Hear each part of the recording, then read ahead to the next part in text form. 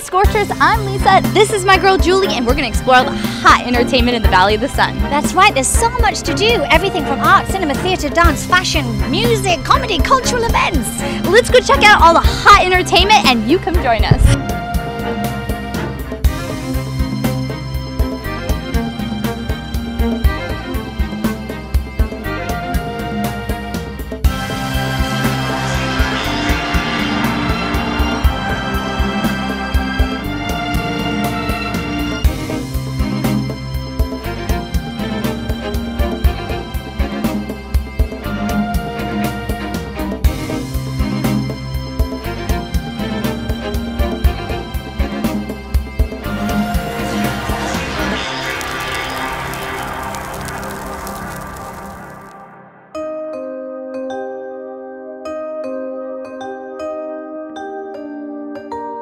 When it comes to hot entertainment in the Valley, one thing is definitely for sure. People love art.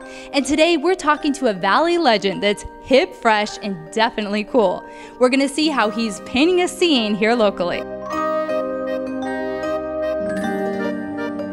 We are with Jim Covarrubias, who is kind of the legend when it comes to art, and we are here in your fabulous studio, which I am so impressed by walking through it. Well, thank you so much. Well, let's start. Let's hear a little bit about the history and learn a little bit about your paintings and about your life through your artwork. This one here was actually a friend of mine who had a dream, and in the dream were some of the elements from Peru. She had taken a trip to Machu Picchu. So I love looking at history, looking at culture, and putting that in my own version here. This was actually the person who had the dream. So this is Cherry's dream, and I made everything else up around her. So it was just kind of cool to have a little portrait of her and then have an idea. And I think that's what art can do. Art can kind of get your fantasy going.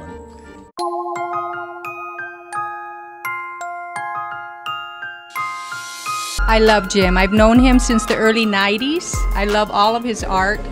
He is a wonderful person. He's worked with me for many years in the community with youth groups, teaching them how to paint and doing murals with them, teaching them about history. And he's just an awesome, awesome person. Tonight is a wonderful opening of an art show in our gallery, in the remarkable Herberger Gallery of Jim Covarrubias. And Jim is an artist of great renown in relationship to the history of the Latino, the American Indian, a little bit of the Spanish, a little bit of this. He's even got a little bit of Scottish in him. We always encourage people to come down, even if you don't see a show, stop here in the lounge that we're in and have a drink and enjoy the evening. I consider Jim like a brother. Actually, he calls me brother, and maybe that's a Native American way to express his friendship. But we have been very close for several years now, and it happens that starting a few months ago, my new studio as an art photographer is next to his.